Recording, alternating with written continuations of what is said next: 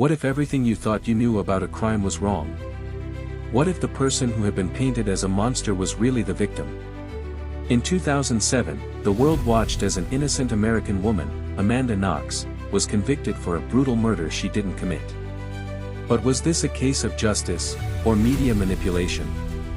Amanda Knox's trial didn't just make headlines, it reshaped the way we view justice. Her face became a symbol of guilt long before the evidence ever caught up. Her conviction?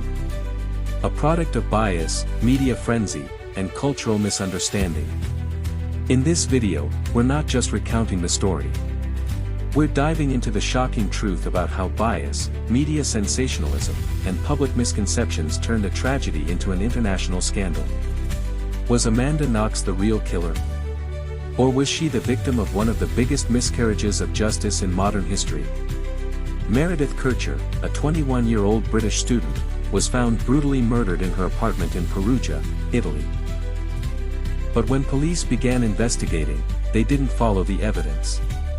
Instead, they latched onto a simple theory: an American student, Amanda Knox, and her boyfriend, Rafael Solicito, were involved. They quickly became the prime suspects, and their world would never be the same again. While police were quick to arrest Amanda, they didn't focus on the crucial evidence that might have pointed to a different person. Instead, they painted a picture of Amanda as the guilty party, aided by a media circus that was already on the hunt for a villain. From the moment Amanda Knox was arrested, the media painted her as the perfect villain. Foxy Knoxy, a nickname designed to make her sound like the femme fatale of a crime thriller. But here's the thing, it wasn't just a nickname. It was a weapon. The media created an image of a wild, promiscuous American girl, completely out of place in the quaint town of Perugia. They labeled her guilty before any evidence was presented, and that image stuck, long before the trial even began. Why?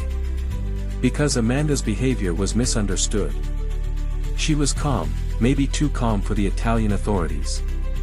To them, she seemed too cheerful, too unfazed, even smiling awkwardly in the police station.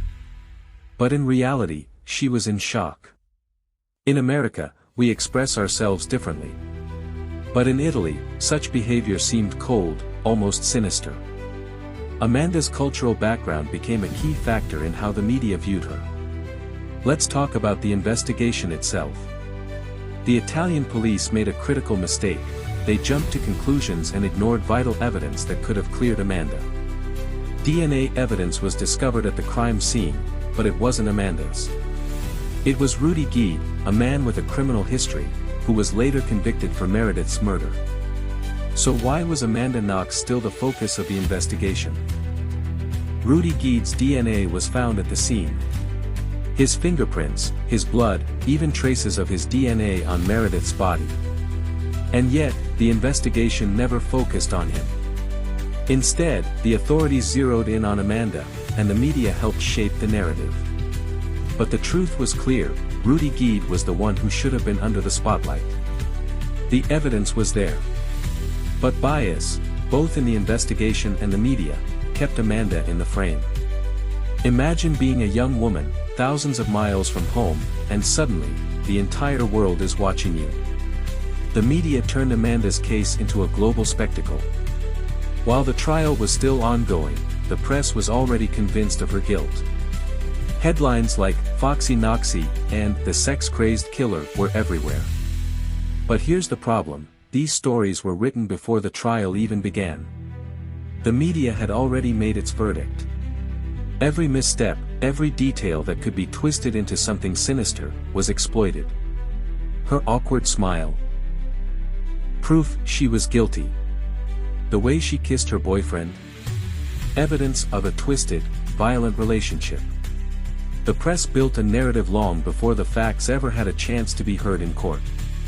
And when the public believes the story, it's hard to turn back. Amanda Knox was American. The prosecutors and the media were Italian. And therein lies the cultural divide. What was seen as normal American behavior, a smile, a laugh, a bit of emotional expression, was perceived as inappropriate in Italy. The cultural misunderstanding became a key point in the case. Amanda wasn't just a foreigner, she was a symbol of everything Italians didn't understand about American youth and behavior. Expert 1. In Italy, there's a certain expectation of how to behave in serious situations, especially during police interviews. But Amanda's natural way of coping with stress, by trying to maintain composure, was seen as a lack of remorse. This cultural gap played a huge role in her being misunderstood. After years of legal battles, the evidence finally spoke for itself. Amanda Knox was acquitted, but the damage had already been done. The media had already convicted her in the court of public opinion. And even though Amanda was found not guilty, the scars left by the media frenzy would never fully heal. The question remains, was this a case of murder, or media manipulation? Was Amanda Knox guilty of the crime, or was she the victim of a global campaign that shaped her into the villain? The Amanda Knox case shows us the terrifying power of public opinion and media bias. In a world where the story is often more important than the truth, who gets to decide who is guilty? In the end, the real tragedy might not just be the murder, but the way justice was twisted and distorted by the media. This case, one of the most controversial in recent history, reminds us that justice is not always as straightforward as it seems.